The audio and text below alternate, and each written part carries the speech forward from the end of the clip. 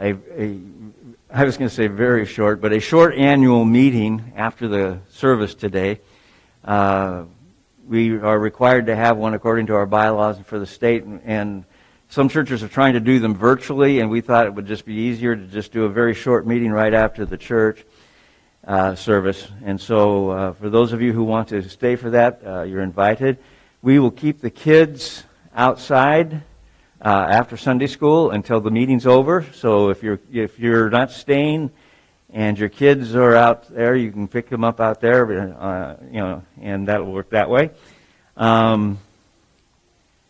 Daylight saving time on March 14th. So just putting that out to you. And then we have an addition to our property improvement, if you want to call it that. We have a gate that has been installed. It's an 8-foot scissor gate that closes off the porch.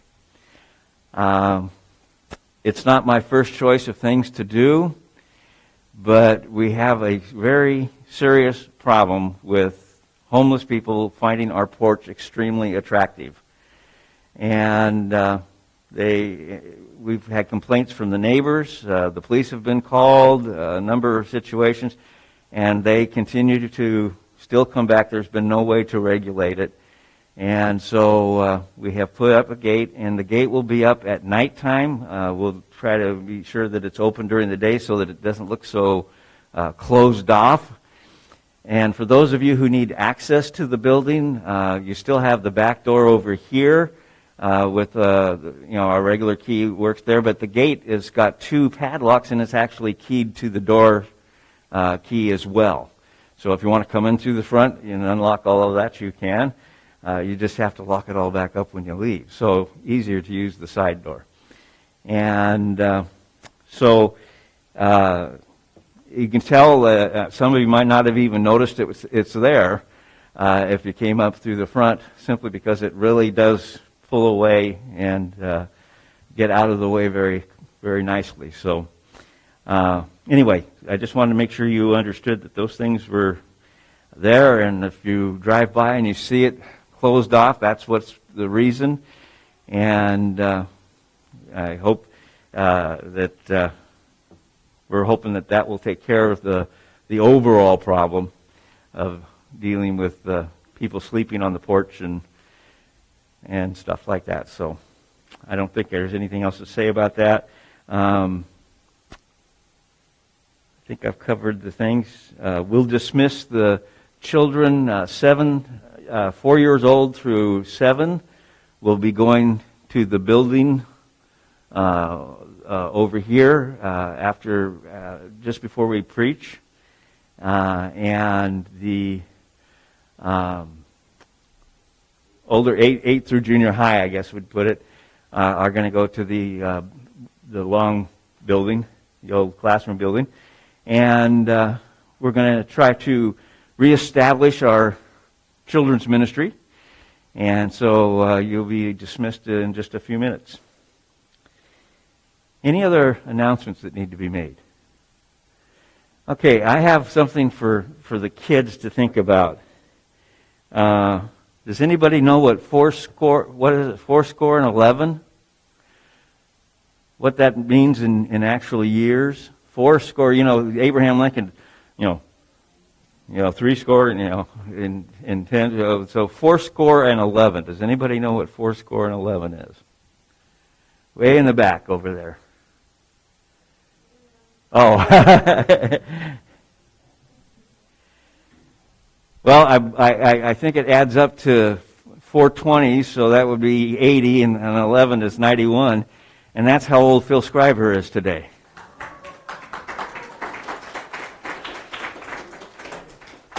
And I'm sure we should sing happy birthday to him, just to embarrass him if we can.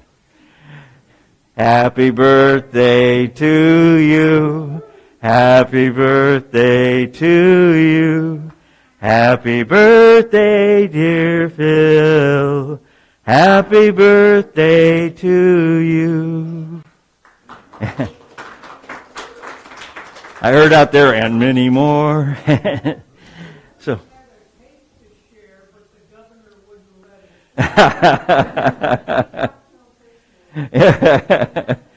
Okay. Well, congratulations, Phil. I don't see any other announcements that need to be made, so let's go ahead and dismiss the kids and their teachers.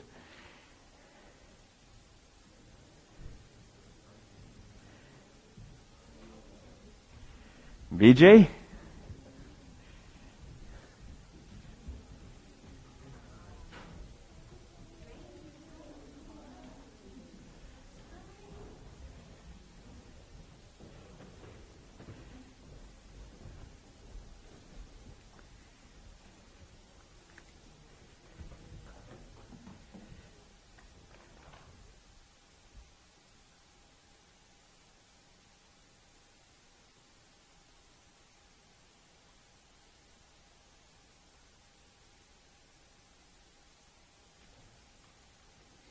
Well, good morning.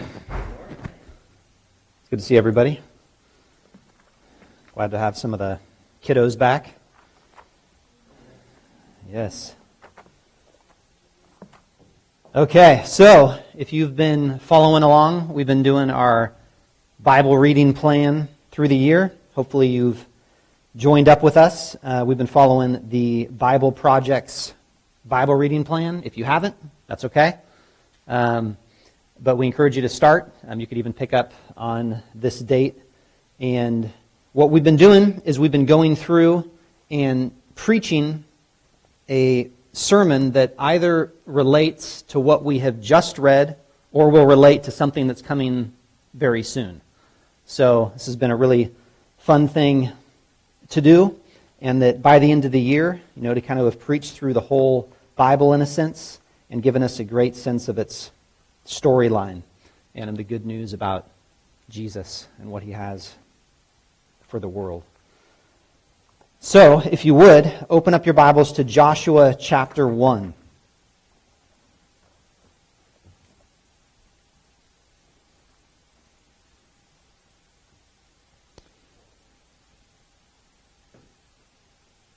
Father, we do just thank you so much for this time that we can gather together as your people. And we thank you for your word. We ask that you would give us understanding in what some have called the strange new world of the Bible, that you would help us to see it for what it is, give us ears to hear, help us to understand what you have to say in the Old Testament. We ask that you would give us an injection of courage, and that would work against the virus of unbelief in our hearts. So do that today. Help us to believe your promises and all that you have to say in your word. In Jesus' name, amen. So I'm going to read the first part of Joshua here, and then we're going to bounce all around. Joshua chapter 1, verse 1. After the death of Moses, the servant of the Lord said to Joshua the son of Nun, Moses' assistant, Moses, my servant, is dead. Now therefore arise, go over this Jordan, you and all this people, into the land that I am giving to them, to the people of Israel. Every place that the sole of your foot will tread upon, I have given it to you, just as I promised to Moses. From the wilderness in this Lebanon as far as the great river, the river Euphrates, all the land of the Hittites to the great sea, toward the going down of the sun, shall be your territory. No man shall be able to stand before you all the days of your life. Just as I was with Moses, so I will be with you. I will not leave you or forsake you. Be strong and courageous, for you shall cause this people to inherit the land that I swore to their fathers to give them. Only be strong and very courageous, being careful to do according to all the law that Moses my servant commanded you. Do not turn from it to the right hand or to the left, that you may have good success wherever you go. This book of the law shall not depart from your mouth, but you shall meditate on it day and night, so that you may be careful to do according to all that is written in it. For then you will make your way prosperous, and then you will have good success. Have I not commanded you? Be strong and courageous. Do not be frightened, and do not be dismayed. For the Lord your God is with you wherever you go. This is God's word. So notice the repetition, strength and courage. Be strong, be courageous, over and over and over again. Fearlessness, the reality of God's witness, His presence will be with Joshua. Notice the call to meditate on the law of God, that it would not depart from their mouth. That if they did what God had said, things would go well, and that they would have great success. So we see these themes interplay throughout this whole first part, and it continues in Joshua, and it also continued before. But I want to set the stage, because again, what we have here is we have a major death in Israel. We have the death of Moses. We have a new leader who is installed, Joshua, and that he is going to be taking the people of Israel into the land. And what I want to do is just try to gather a bunch of threads as we go into this. Because you'll notice that as you read Joshua, you get into things like conquest and things like the removal of people and the removal of nations. And it brings up all kinds of questions. And all kinds of questions that all different types of people ask about the Bible, whether you're a Christian or even an atheist. So what I want to try to do is give us some of the reasons for this as we look at what happens in this book and also as we look at what has gone before. Because again, we're doing this whole Bible in a year. It's important to get the whole picture. So first, what we need to recognize is that in Genesis 1, chapter 1, God said that He is the Creator, that He made heavens and earth. So God is Creator, God is sovereign, He is the owner of everything. That's what the first verse tells us. There is a God. It's an assumption. It doesn't argue for it. God is. God made everything. It's all His. And He installed human beings that He made in His image to be image bearers like Him as His vice regents, His authority in the earth. And of course, they fell and they were banished. Because of their sin, they were removed from the land, so to speak. They were removed from the garden, the paradise of God, the presence of God.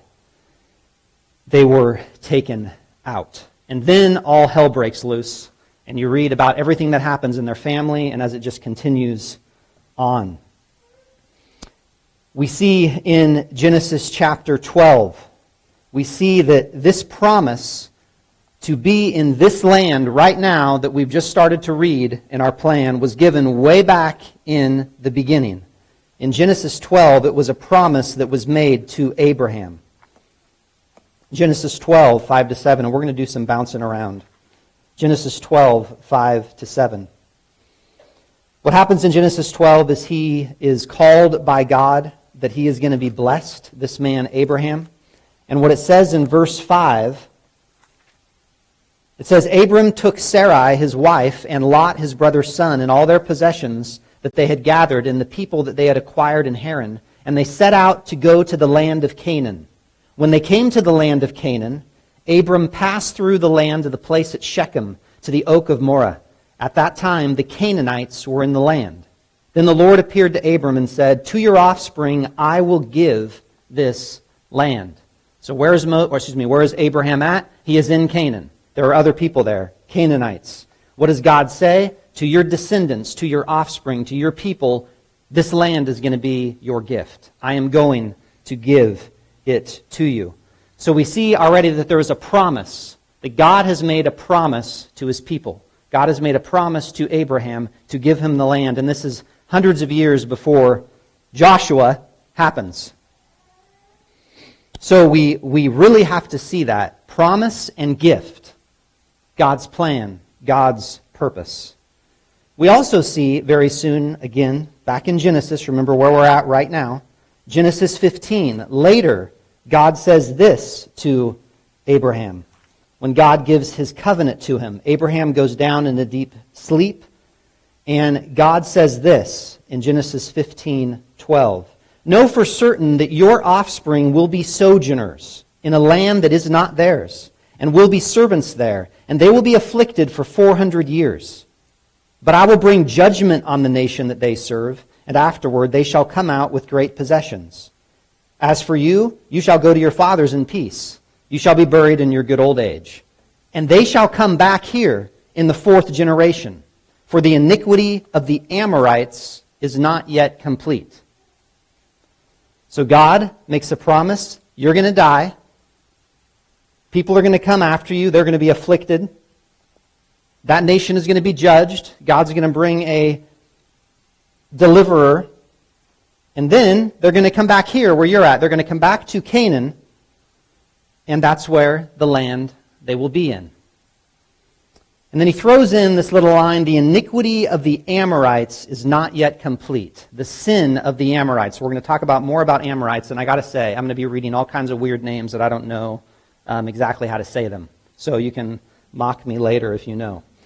But we have this reality of God's promise, God's gift, and then this reality of God's judgment, that there is a time that is coming for these peoples, Amorites in Canaan, that will be judged. But it's not yet.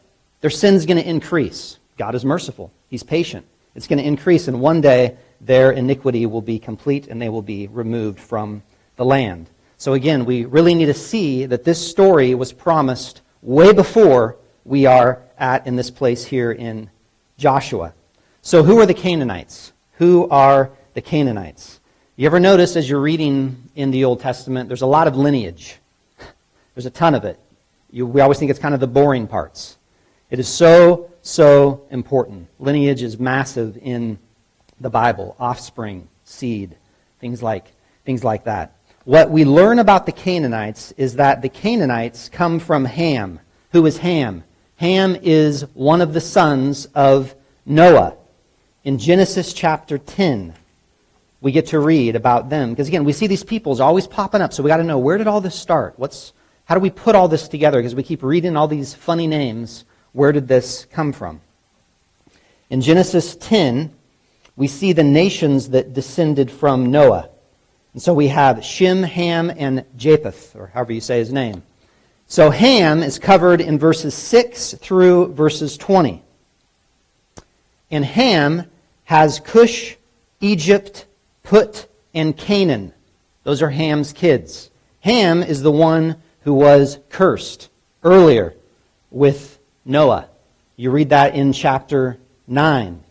Noah got drunk in his tent, and Ham comes in and basically shames his father. There's all kinds of questions about exactly what was going on there. Very unseemly things likely.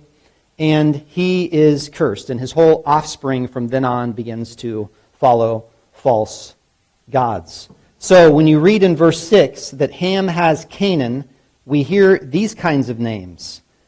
Ham has Cush. Cush's dad is Nimrod. Who's Nimrod? He's this mighty hunter, the strong kind of king of a kingdom that is Babel. Another name all through Genesis. We have Egypt. Well, what does that bring up? Well, that brings up Egypt, Egyptians. That Egypt's dad is a name I really can't say, Casluhim, and from him comes the Philistines. Again, all from Ham.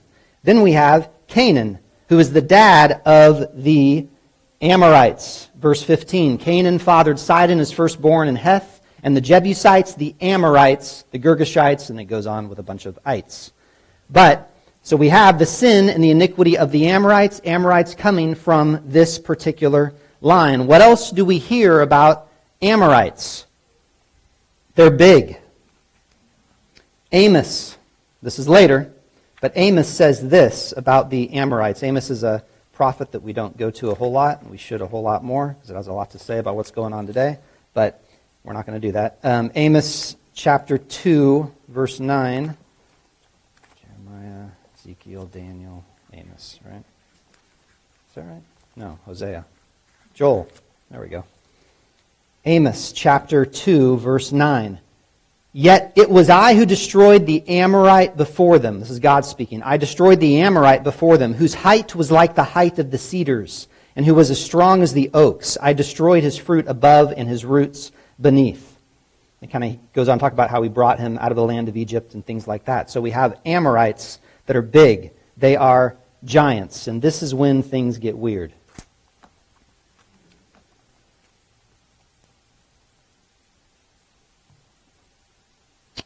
The Nephilim, Genesis chapter 6.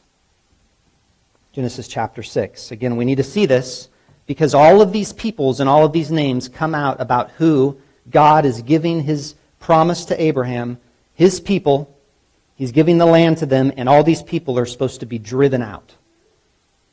Amorites and many, many others. So, Genesis 6, when man began to multiply on the face of the land and daughters were born to them, the sons of God saw that the daughters of man were attractive, and they took as their wives any they chose. Then the Lord said, My spirit shall not abide in man forever, for he is flesh. His days shall be 120 years. The Nephilim were on the earth in those days, and also afterward, when the sons of God came into the daughters of man, and they bore children to them. These were the mighty men who were of old, the men of renown.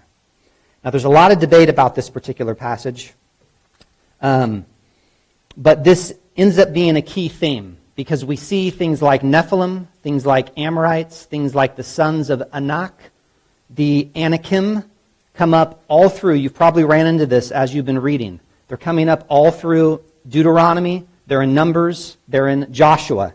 So something has happened here that has increased further corruption. There's a few different viewpoints. I lean more toward the viewpoint that sons of God and daughters of men are that it was supernatural beings that came and mixed with women, and a lineage was spawned called the Nephilim.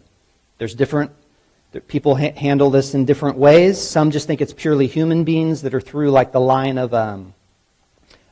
Cain, that there's kind of the Seth line from Adam and Eve's kids, and then there's there's Cain and all of his offspring and these various different people that turn against God. But what we see here is that something appears to be happening, and one of the reasons that God's judgment may be on the giants is because the giants were from the sons of God and the daughters of men. And one of the purposes of the conquest, and I hope we see this as we continue to go this morning, is that we have God's judgment on sinful rebellion of idolatry. And we're going to pick this up a ton. That God's judgment on sinful rebellion of idolatry, that is rebellion against God and his ways, that leads to the dehumanization of people and worship of false idols, and God's judgment falls upon peoples that do that, and they are destroyed. They die.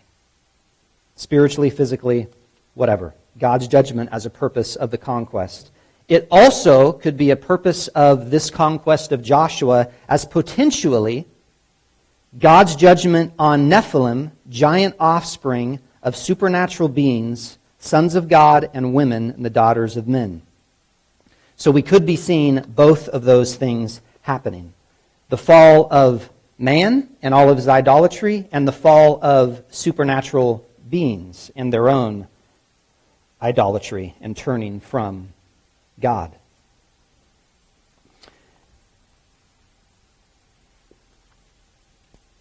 So we have two different things about the Canaanites that I want to really emphasize. There are their practices that are idolatrous, and that there are this other theme of the fact that they are fallen and that they are the offspring of the sons of God and the daughters of men as a potential. But let's start with the first piece. What do the Canaanites do? What do the Canaanites do? What we learn about all these different peoples is that they do things, their practices are against God. And we saw that in the book of Leviticus. In Leviticus 18 and Leviticus 19, you see that their practices are to worship false gods and to engage in idolatrous behavior. In 18, we see that God calls Israel not to do as they do, as these people do in the land of Canaan. That's Leviticus 18:3. He's saying, Israel, you're to follow me, you're to follow what I say, I am holy. You're not to do like these people are doing in Canaan. What are they doing? Chapter 18, verse 6 of Leviticus. They are uncovering the nakedness of relatives, incest. God calls that depravity. In chapter 18, verse 20, they are lying sexually with their neighbor's wife. They are committing adultery. That's uncleanliness. In 1821, they are sacrificing their children to Molech, a false god. They are giving human sacrifice of their own children. Is some things that the practices of the Canaanites are doing, which God says is profaning His name. In chapter 18:22, the Canaanites lie with a man as with a woman. So homosexuality, which Leviticus 18:22 calls an abomination. 18:23, lying with animals. Bestiality, which God calls a perversion. So again, all these really strong words about particular practices that the Canaanites are doing that God says, Israel, don't do. They're doing this. You are not to do this. And this is what they are engaging in. And oftentimes, these various acts were in service to false gods. Whether it was the child sacrifice or it was actual sexual acts and prostitution in temples and fertility religions, and engaging in these acts as if to satisfy the gods of the territories to give blessing. God says, do not do that. Do not practice that way. And what He says is, because they practice that way, I am going to drive them out of the land. The land is going to vomit them out.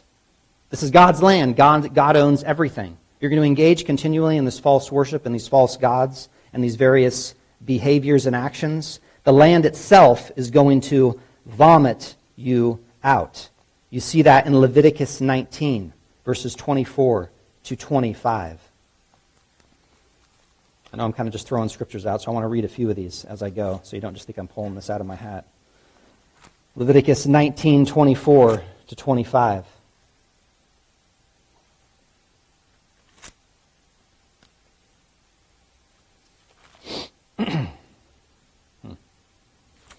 That's what happens when I write with a pencil. I write down the wrong thing. Let's see. Here we go. It's 18, 24 to 25. Do not make yourselves unclean by any of these things. Again, the list I just gave. For by all these, the nations I'm driving out before you have become unclean, and the land became unclean, so that I punished its iniquity. Iniquity of the Amorites. That I punished its iniquity, and the land vomited out its inhabitants. Goes on, you shall keep my statutes and my rules. Do none of these abominations. Goes on at the end, I am the Lord, your God. So we see that the Canaanites are driven out from the land as an act of God's judgment. He is holy. He is God. You are to follow in His ways, or you will be removed. The land will vomit you out.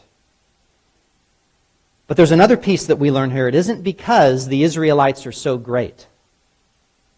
Okay? So this isn't some ethnic, cleansing, genocidal kind of action. It's not because, Israelites are the good guys. They're the pure race. No, they are not. God says in Deuteronomy 9, as we've been reading, not because of your righteousness are you going to possess their land, but because of the wickedness of these nations. They're wicked. It's not because you're so good. It's because they're wicked, they're going to go. But even in Deuteronomy 9, after He says that, God just basically says, and what are you? You're stubborn. You're rebellious all the time. So it's not that Israelites are the good guys and the Canaanites are the bad guys. No, it's that God is gracious. He chose the Israelites out of His love and out of His mercy. And that God has given them the gift of land, not because of things that they themselves have done. Just a wonderful passage to read as a reminder. This isn't some kind of superiority of their behavior and their actions before God. Deuteronomy 9. I encourage you to look at that as well. So, we have idolatry. We have the fact that it's not that Israel is just so great. We have the fact that this is just God. He's in charge. It's His love. It's His choice. It's His grace. It's His gift. Everybody is here because of the gift of God. That's why we live and breathe. But they began to follow false practices, the Canaanites, and God was going to vomit them out of the land and give the land to His promised people by his grace.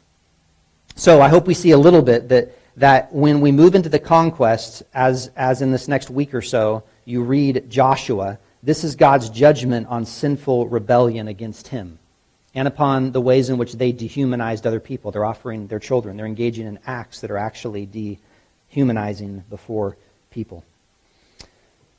And that it is potentially God's judgment on the Nephilim and the giant offspring. Because interestingly, when in Numbers, when God sends the spies to the land, they're afraid. Why are they afraid? They're afraid because there are fortified cities. There are these really strong cities out there with these really giant people. They're really big. It's a very familiar story, which I think Brad talked about last time. You find that in Numbers 13. In Numbers 13, verse 28, it gives some of the reasons of why they are afraid. So go there for a second. Yeah. Let's see.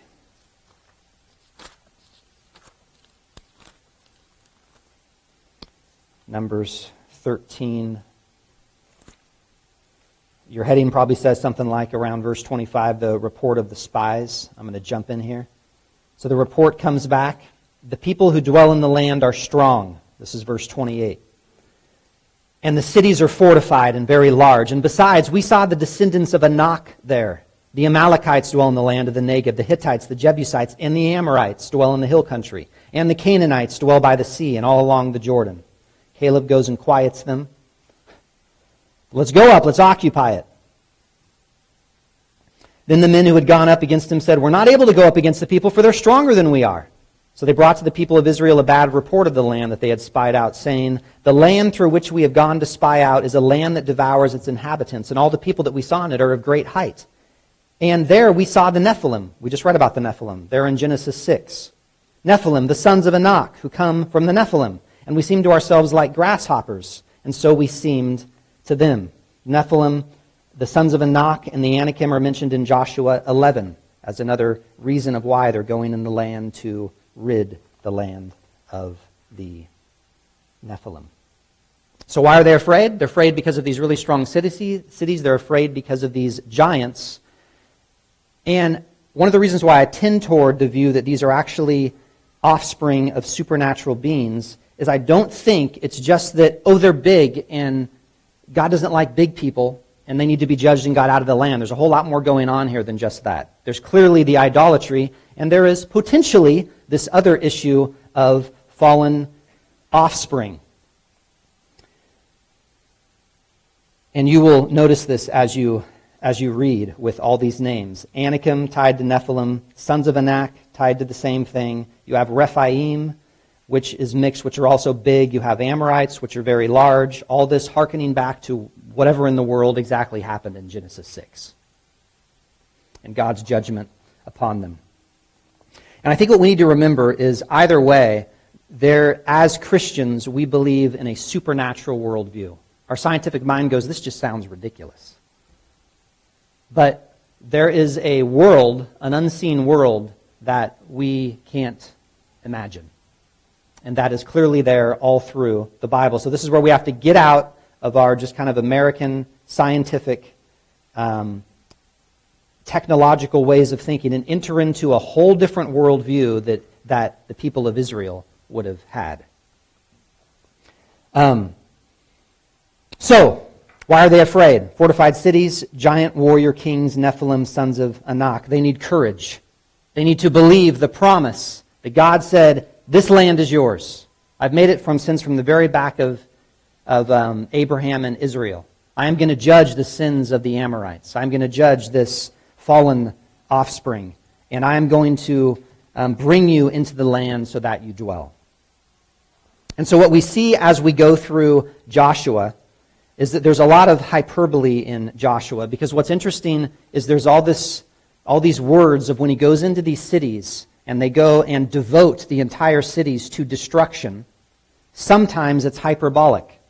In certain verses it makes it sound like every single Anakim, every single giant, Nephilim, whatever, everything was destroyed. The idolatry, the child sacrifice, all that's going on is completely removed. And we also find out later, wait a second, but then there's still some left over here. And there's still some left over here. And oh yeah, but Israel forgot to go drive those people out. And of course, in the book of Judges, a lot of them are still there. So there's a sense in which God does bring his people into rest. They take the land, but Israel, because of, again, continued unbelief, kind of does it and kind of doesn't do it. And the story continues as we read through our scriptures and our Bible reading. You see that North Canaan is attacked and basically removed, and the people driven from the land, and also in South Canaan.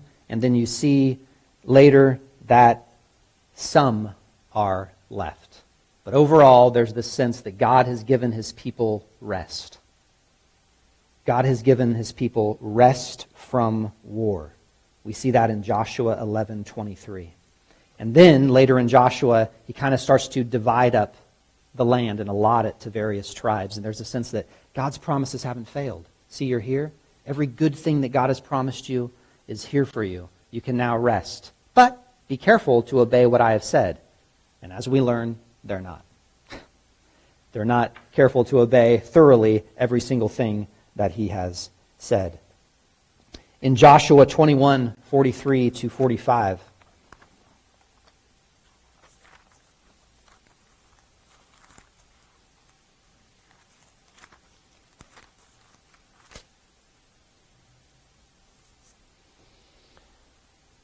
toward the end of the book, thus the Lord gave to Israel all the land that he swore to give to their fathers. And they took possession of it, and they settled there. And the Lord gave them rest on every side, just as he had sworn to their fathers. Not one of all their enemies had withstood them, for the Lord had given all their enemies into their hands. Not one word of all the good promises that the Lord had made to the house of Israel had failed. All had come to pass. They're in the land. Again in 23, verse 14, not one word has failed of all the good things that the Lord your God promised concerning you. All have come to pass for you. Not one of them has failed. In 24:13, I gave you a land on which you had not labored, cities that you had not built, and you dwell in them. You eat the fruit of vineyards and olive orchards that you did not plant. Again, this is the grace of God. This is God fulfilling his promises. He's the one that fights for them. We see that in Jericho. It's not because they're great warriors. It's not because Israel is great and not stubborn and rebellious, just like a bunch of other nations. It's because God is a gracious God who has a people, who calls his people to believe his promise and by faith to act upon what he has said. So, we, too, are to be strong and courageous. Strong and courageous. But there's a transition here. We are to be strong and courageous because we trust the one who came from the promise in Genesis that one would come and crush the serpent, one would come and crush Satan's head, and that all through the line of things like King David, there would be one who would come whose name is Jesus. Jesus is actually short for Yeshua, which is short for Joshua. That Jesus is the greater Joshua. Jesus is the one who gives his people rest. That all true rest is not found in idolatry. Rest is found in what Jesus Christ has done. That Jesus went into death. Jesus died at the hands of the state, at the hands of religious institutions. And Jesus died to save. The way that he conquers is by taking on human flesh, the divine one, taking on human flesh and being the champion, Hebrews 2 says. Some say captain. The forerunner, the one who goes before, the one who destroys the giant powers, the supernatural powers that enslave Satan, sin, and death. And that Jesus does it by dying and by rising again. That he is the one who gives us eternal rest. In Hebrews, throughout Hebrews, there's this call to a future rest, a full rest, an entire Sabbath rest. And that Jesus is the one who has won that. And that we should not be like the generation that did not believe his promise. that we should be ones who, with courage, with faith, trust Jesus and turn from idolatries. Because idols enslave. Idols promise freedom. Idols promise a ton of rest. These things that the Canaanites did can promise certain amounts of rest. Certain sexual behaviors, that's going to give me rest. That's what I want to do. That's who I am. God says, no, you do what I called you to do. I will give you rest. Child sacrifice. Well, we're just going to give up our children. We're going to give up our children to satisfy so we can have fertility in the land and to help other people. That's a false sense of rest. That's not what's going to give you rest. The only way that rest comes is through Jesus. And we have all kinds of different idolatries in our culture. And what God calls us to do is these things get turned on their head. There's not the sense in which we now rise up, take arms, get our swords, and go get them. That's not what Jesus did. Jesus laid down the sword. He was killed by the sword, essentially. And then he rose to conquer. That's how Christians fight. We fight with weapons that are spiritual. We fight with self-sacrificial love. We fight with faith in what God has said that destroys supernatural powers. In 2 Corinthians 10, it talks about how we fight not of the flesh, but we tear down falsehoods. We tear down false ways of thinking. And we demolish them and make them obedient to Christ. So, we fight things like rest in self, the idolatry of rest in self, that I am my own authority. We fight this cultural pressure that's all around us. I am my own authority. I do what I want, what makes me feel good, what's best for my therapeutic self. And that's what the culture preaches and just bashes into us. That's how I'm going to find rest. Well, clearly, in our culture, we're not finding rest that way. We're just increasing new and different ways to try to figure out how to get this rest in this sense of life and wholeness that we long for. Rest in sex. Sex is good. It's God gifts, just like self is a gift. It's us. Sex on my own terms. What I want. Adultery, pornography, homosexuality. Go down the list. Create new ones. God says, no, it's the way that I gave it. You're going to find rest in that, and then you're only ultimately going to find rest in me. Rest in money. Hey, it's money on my terms. I'm the owner of my money. It's not for the poor. All my sense of security, this is what I earned. It's a good capitalist society. Get bigger and better. And God says, no, your ultimate rest is not going to be found in there. It's going to be found also by giving. Rest in politics. That I'll finally get rest. We'll finally get utopia. Whether on the right or on the left in different ways. We're finally going to get it if it's just this person gets elected.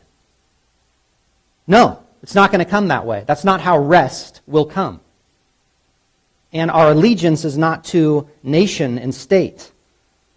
Nationalism can be a false sense of rest and security. When God says we are not, it's not like that anymore. My people are now not identified by a nation in a strip of land. My people are composed of every tribe and every single nation who confess that Jesus is king. And that's where the allegiance is. So we don't find rest in politics among nations, no matter what nation, including our own. We find rest in King Jesus. Or we pursue rest in power. Power, again, is God's gift. Authority is God's gift. But we rest in power not by oppressing, not by abusing, not by domination. The gift of power is given to be servant-like, to be gentle, to be sacrificial. So, you kind of go on that.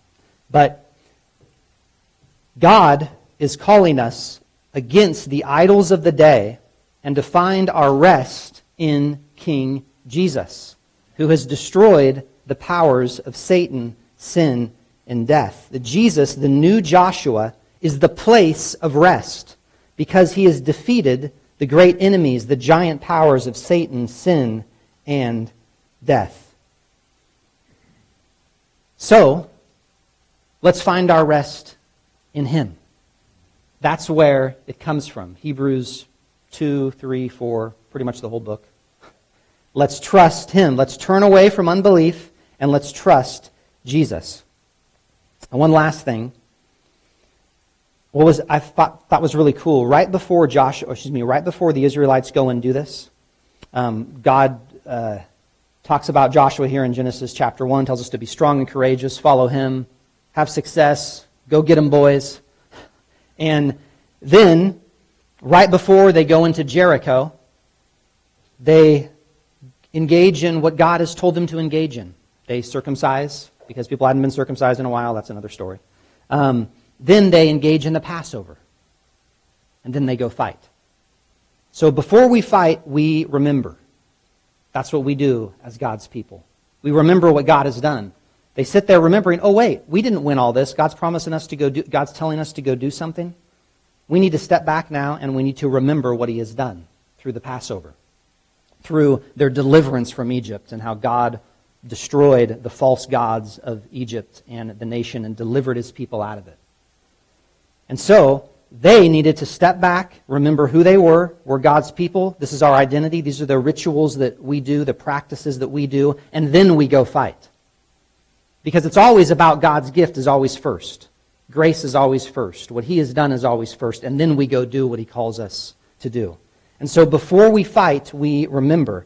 And then I would say, as we fight, we remember. As we fight in this world, we don't fight with weapons like the world fights. We fight the way that Jesus calls us to fight, through sacrificial love and obedience to his commandments. So, as we take communion, we are to remember who we are as God's people. We are to ask God to give us courage and faith to trust that all of our rest that we look for right when we leave this building and even right now is found in his body and his blood and in what Jesus has done for us. And that he has spoken to us. And that it's going to take courage to believe it. And that doesn't come from just working it up really hard, but it just comes from looking at what he does, purely receiving it as gift and trusting him. And to fight the way that he fights, with sacrificial love. So, let's remember together. And let's sing, and then let's remember.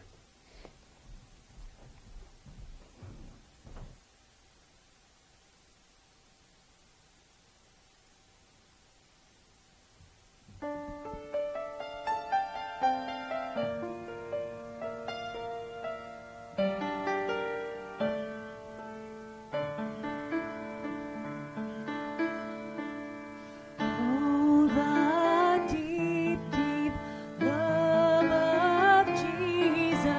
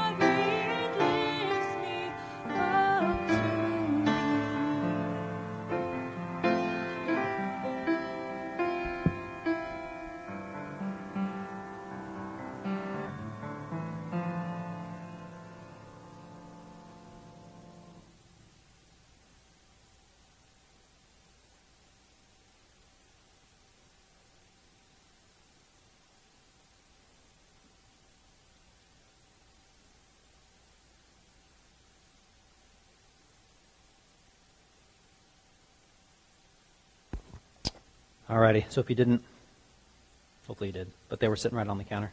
If anybody needs to run and grab one, that's okay. So we're going to remember Jesus' body and Jesus' blood. Matthew 26.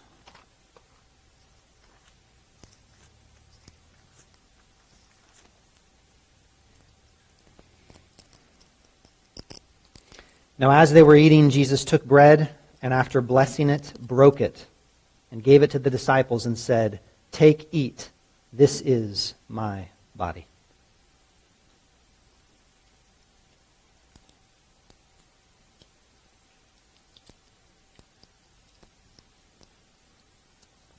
And he took a cup, and when he had given thanks, he gave it to them, saying, "Drink of it, all of you, for this is the blood of the covenant which is poured out for many for the forgiveness of sins. I tell you, I will not drink again of this fruit of the vine until that day when I drink it new with you in my Father's kingdom."